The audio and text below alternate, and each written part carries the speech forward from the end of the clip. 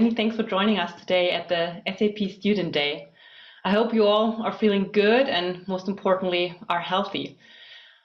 I can say I feel kind of energized after all the great sessions from the last, it's now 3 hours already. I hope you got some coffee the last 15 minutes and yeah, I'm really excited now about the opportunity ahead of me to talk to and hopefully also a little bit with you about the future of learning and how to gain the skills for the future of work. That's a topic that's really close to my heart and I'm excited to get your input since most of you learning is the daily business, right? Yeah, but I can tell you it is for us who are already in the middle of the working life as well, daily business to learn. I hope I don't get you frustrated right at the beginning, but excited when I tell you learning will never stop. And this is a good thing, because as Henry Ford phrased it so perfectly, anyone who stops learning is old, whether at 20 or 80. And anyone who keeps learning stays young. And who doesn't want to stay young, right? So, yeah. As Babu said, please, we will try to make it a little bit more interactive. There's a Q&A part where you can put your questions in it. I also prepared 2 brief polls for you. And if you have any comments, then use the chat functions. And I have some kind colleagues here who will point me to your questions and comments that we don't overlook it. Okay, before I jump right into the topic about what the future of learning looks like, let me briefly introduce myself to you so that you know who's talking to you in the next half an hour. So my name, you see it, is Katharina Schäfer. I am the head of SAP University Alliances team, and we as a team have the goal to inspire all young people, so you, about digital technologies and provide a great learning experience about SAP technologies, and also foster entrepreneurial and inclusive leadership skills. And that we do together with our academic partners. Our University Alliance network consists of a global community of thousands of engaged lecturers at nearly 3,000 universities and schools in over 100 countries.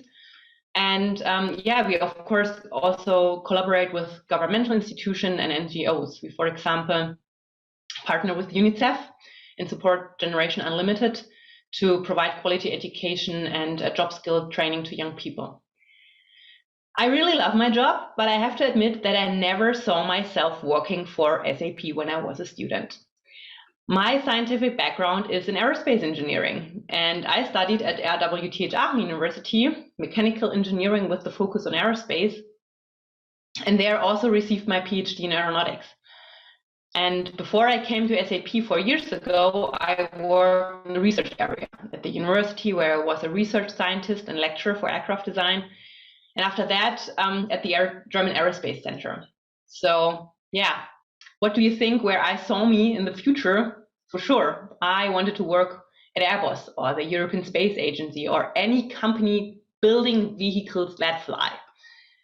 But since digitization gained more and more importance also in the aerospace sector, I learned by coincidence that SAP is not just the traditional ERP solution provider, but plays a crucial role in the digitization of every industry, also the aerospace industry, in an end-to-end perspective. And that also includes interesting topics for me as an engineer, like design and manufacturing.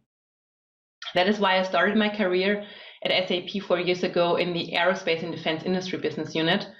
And there I was kind of the bridge between the aerospace industry and SAP. And last year, then I joined the SAP University Alliances team as global lead. And now we can connect the dots between academia and industry and think of new ways of learning and driving the future education. So enough from me, but I hope you got my point that the future is pretty unpredictable, which from a personal point of view, I think it's a good thing, right? Otherwise, life would be kind of boring. And furthermore, you have it in your own hands every day to shape your future. But yeah, I have to admit that the unpredictable future can also be a little bit scary, especially in those times that we are currently in. I find it really strange. I don't know how it is for you, but I don't know for very sure how I will celebrate Christmas. Of course, I have a plan, but I don't know if this will work out. Or also New Year's Eve, or how school and university life will be next year in January. We are currently in very challenging times, and that not only in short terms, but also in the medium and long term, with the climate change ahead of us. And also the impact of digitization on our life. So yeah, when I'm honest, I'm a little concerned about the next month when I'm thinking about COVID, but overall, I'm more excited about the future, because with challenges, there always come new opportunities. And I see a lot of great opportunities ahead of us. I was recently asked, and you can ask it yourself perhaps, where I would like to travel to if I could travel in time. And perhaps you can share in the chat where we would like to travel. For me personally, although I would highly be interested in the future, not only because of the lottery numbers, but also to see what kind of future my kids will grow into, I don't believe that there is the one future ahead of us that I could travel to, because we have it every day in our hands to shape the future. And but I can tell you what for sure is needed for this ability to shape the future, and that is a good education. My favorite quote is the one from Nelson Mandela: "Education is the most powerful weapon which you can use to change the world," because it's so true. With a good education, you can shape the future yourself. I also love the quote: "The only way to predict the future is to have the power to shape the future." And yeah, I mean, in the next years, there will be a huge shift in job skills. 2 out of 3 students, so 2 out of 3 of you, will be working in a job in the future that doesn't exist. The World Economic Forum predicts that artificial intelligence and automation will create nearly 100 million new jobs by 2025. That's 4 years ahead of us. And yeah, like data analysts and digital transformation specialists. But also will decrease job demand for jobs with repetitive tasks like accounting or administration, which will be taken over by robots or robot process automation. So artificial intelligence leaves us with the tasks where creativity and strategic thinking is required. And this will be a change that we will see in every industry. So all jobs in every industry are becoming somehow tech related. And all people will need some digital skills. Sure, some more user-driven and others more development-driven. So there is a huge demand in talent with digital skills across all industry. And we at SAP, I can tell you, experience already now. And also in our ecosystem, we have an ecosystem of more than 400,000 customers worldwide with more than 20,000 partner companies. And I can assure you, all of them are looking for digitally skilled talent, since they are all in the middle of digital transformation processes, moving to cloud solutions, implementing more and more analytical tools and AI functionalities. But that does not mean that only the hard skills like programming is required. Even more important, there are the soft skills like analytical thinking, complex problem solving, creativity, critical thinking. And yes, you can become even a data scientist in the future without being a high-level programming expert. When thinking about data science, many people picture computer scientists or statisticians. As a study from Boston Consulting 2 years ago showed that data science has an image problem. Even STEM students see data science as abstract, theoretical, and without sufficient purpose, but with a nerdy and competitive culture and focusing on manipulating code and data. Well, that doesn't sound like a dream job to most of us, right? But fun fact, I just learned recently that I myself was a data scientist during my PhD time. Because data science is so much more than only programming and developing algorithms. Hal Varian, the chief economist at Google, defined data science as the ability to take data, to be able to understand it, to process it, to extract value from it, to visualize it, and to communicate it. So it's about to place data into the right context that is necessary to help discover meaningful data-biased insights from, for example, business transaction or discovering flaws in data or potential biases. Furthermore, important skills of a data scientist are as well to visualize and communicate the data insights to all different stakeholders out there. So don't think that I want you all to become a data scientist. I just want to point out that every job in the future will have a digital component, and that you should always look behind the curtains. Don't let a certain image of something hold you back from discovering something new. And in my opinion, you can summarize the top skills you need in one word: curiosity. Because then you are willing to learn, you are interested in innovation, you are interested in solving complex problems. And when you're curious, you don't accept the as-is status, but think critically about things. And these are all the skills you need in the upcoming years. So I think it is without doubt that education should foster the development of all these future skills. And she'll teach you how to learn, how to think critically, how to be creative.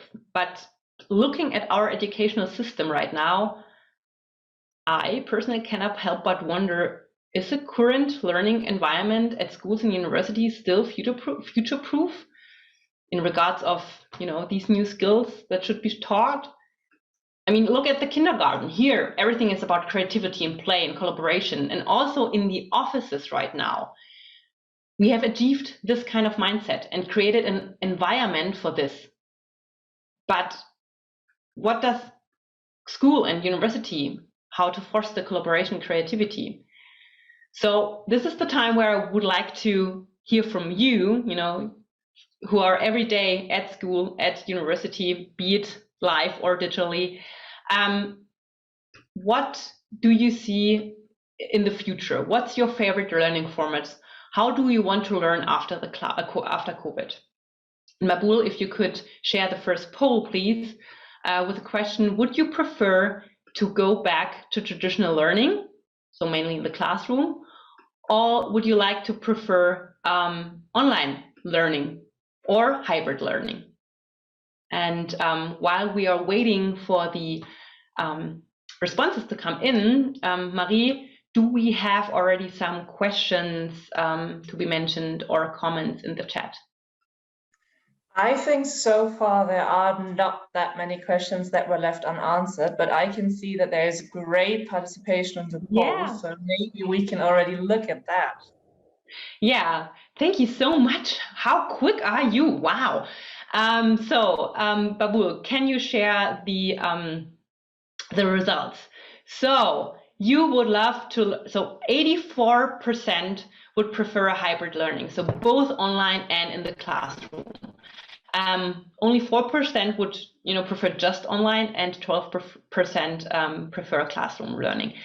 That's really interesting, because when I talk to many teachers and professors, many of them are saying they will go back to the old normal, and I always will try to convince them that they should really look more into detail into the online formats. So this is a great validation. Thank you for sharing this. And then to the next poll, if you think about the future of work, like think about your first job, how important would you rate the possibility of flexible office offerings with remote working? And Babul, if you can share the next poll here. So is that something very important for you, that you can work from home, or do you say, I don't know, or it's not important at all? Let's wait for a little bit. And I can just tell you, perhaps while we're waiting here, we did this study at SAP, and 80% are 80% of the SAP employees do want to have the possibility to also work at home. We had that actually already before COVID. So I remember the day when the lockdown came, I just went to the office and got my headset because I anyway always have my laptop with me. So that was not the big deal for us, actually. Everything worked. Also here, a big thank you to the IT at SAP. Everything worked just fine. So we have now already here, very quick, thank you so much. The result, Babul, please share it. So yeah, nearly 50% say it's very important, and 36% it says it's important. So yeah, so really for the majority, it's really important that companies offer this kind of home office studying, flexible work. And perhaps I can show you if I go back now. Can I go to the slides? Yeah, here. There was a study from the Fraunhofer Institute for May last year, so in the beginning of Corona, where already 40% decided already very early in the crisis to expand the home office offering after Corona. And also other studies show that 4 from 10 job candidates from Generation Z won't even take a job offer without home office possibilities. And these are all studies from 2020. And I see from your poll, and as well, I think in the last month, a lot of changed, and also from other generations, from our generation. Now we really want to do the home office. Yes. So perhaps I can share a little bit from SAP, just one slide, because we really believe in the power of flexibility. As said, 80% of SAP employees say they want a mix of working from home and remote. But also want to have some time at the office. But employees not only want to have the opportunity to work from anywhere, they also want to work at a time that suits their personal life. I mean, there are people who, like more to work during the night or in the evening or in the very early morning. So therefore, we set up the requirements, the environment for 100% flex and trust-based to ensure that everybody has what they need to be productive and creative and inspired while running the business responsibly. This flex work model. Now all the employees have it globally. We had it in Germany quite already a little bit longer. But with all these flex time and flex location and flex workspace, it's now globally implemented. And a centerpiece of this approach is our technology. Our software that we also use within SAP provides digital solutions from onboarding employees throughout their career. I mean, so many people now started their job in completely remote. Even my manager, she came from Google, she started her job completely remote.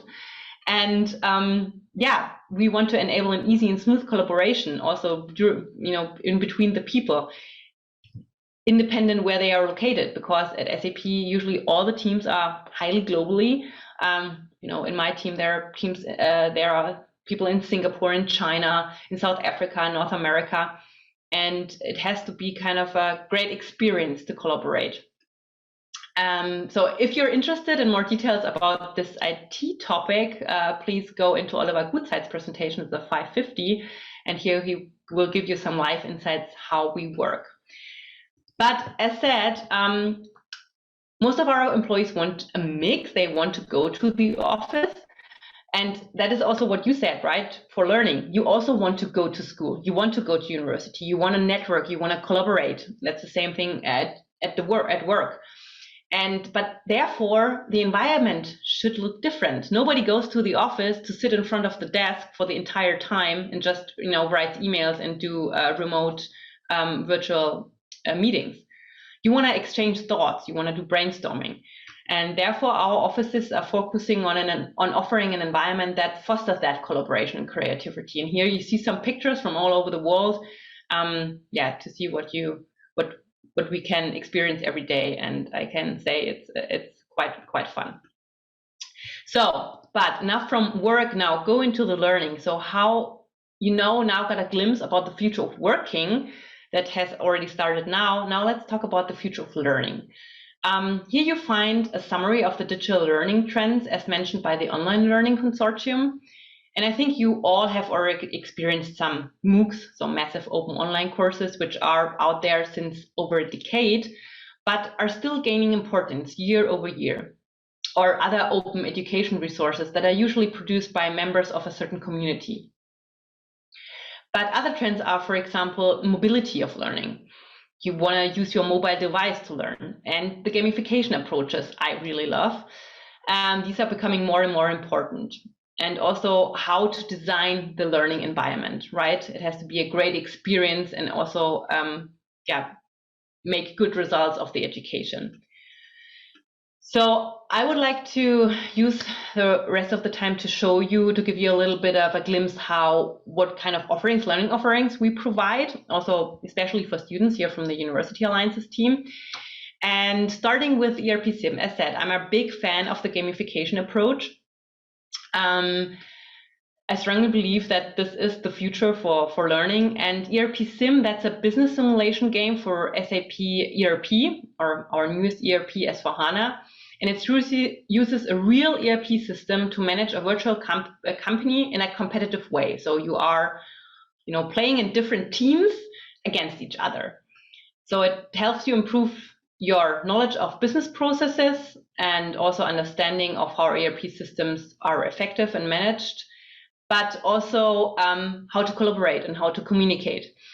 It's, I'm an aerospace engineer, so I love the definition. ERP Sim is like a flight simulator experience where you fly in a virtual sky, but you pilot a real plane. These flight simulators the pilots are learning with. And I really loved that when I studied. We had the possibility to do that. And and I recently participated in my first ERP Sim challenge myself, and I really have to say that this kind of simulation is just a huge fun, and it gives you a great insight about the processes. And I want to share with all of you a video that got me excited and curious when I joined the team. It's a video of the first SAP ERP Sim game, Ibero-America, that was last year, with 21 student teams from 11 different countries from Latin America, Caribbean, Spain, Portugal, who all participated against each other. So Marie, can you please share the video? Yes, of course. Just a second.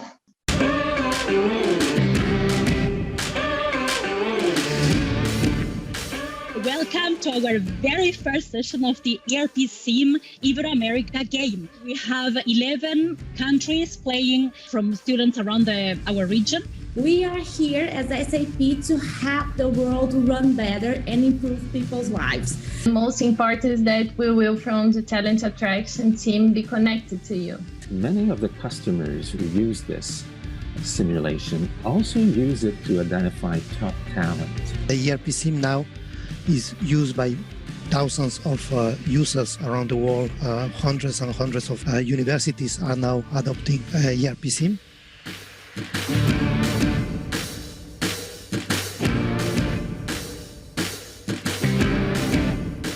We were in second place and we didn't know if we were going to make it. And at the end, seeing our team name on the slide, it was a great feeling. Yes, we learn a lot about communication, and that is the key to have all departments communicated and to work together. And I am so happy because my team is very well. I'm here and I can't believe it. I think that we were competitive all the time. I'm very lucky at the end. So that was the key part of getting into this situation. And thank you guys for your dedication, for all the sacrifices, all the hours that you can dedicate to your family, to your friends, to your relaxing. And instead of that, you are studying, training, and dedicating your time into this enterprise. And I think it was a very meritorious situation that we had here. These students just started using SAP a few weeks, but they practiced and they came out and did their best. And I'm glad to see how they were able to move from 5th place up to 2nd place.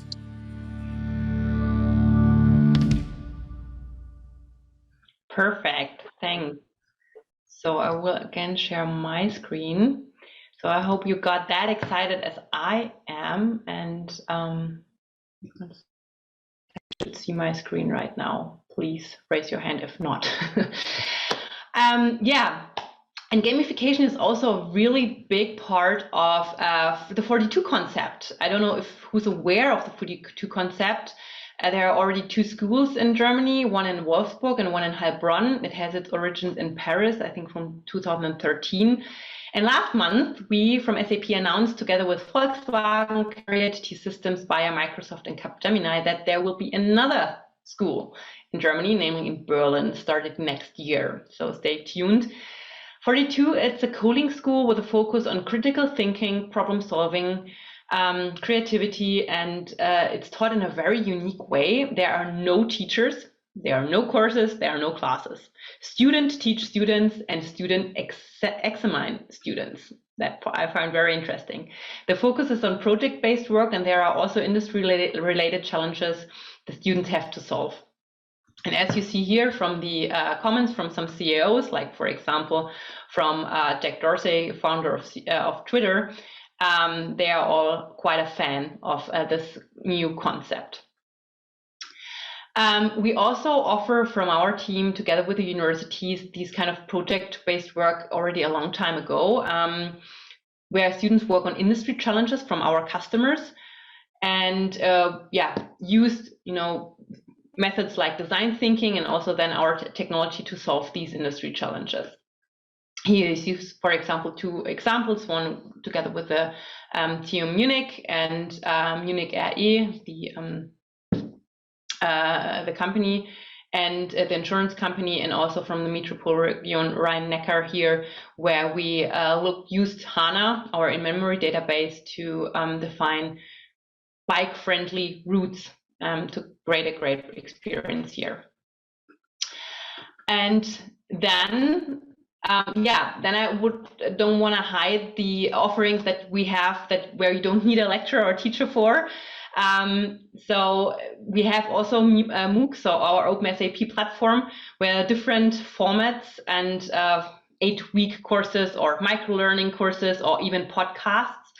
And and not only about SAP technology, also about topics like, for example, artificial intelligence in general, or my favorite one, design thinking and challenge management, taught by Vladimir Klitschko. So have a look at that.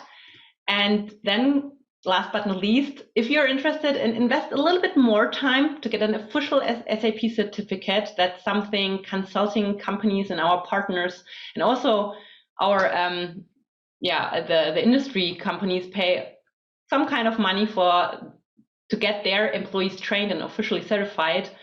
There's the free learning hub for students. It's called the SAP Learning Hub Edition for SAP Next Gen. Okay, we have to work on the naming. We are usually good at finding very long names. Anyway, it offers you free access to 18 different SAP learning journeys for key solutions. And why should you do that? I already told you about the ecosystem that we have, and everybody's looking for digitally skilled talent. And since it's the 1st of December, I would like to share with you, at least at our home, we are opened the first door at the advent calendar, and I would like to motivate you to write us an email why you want to learn SAP software skills, and then you can win one of the 50 student certification voucher. It's €125 usually. If you send us that email and the sentence. And I'm looking forward to stay connected with you. And I think I'm out of time. So are there any unanswered questions?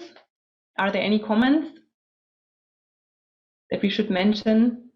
If that's not the case, so I just would like to thank you for joining. I wish you a great student day ahead of you and a great holiday season. So and let's stay connected here. You see our social media channels.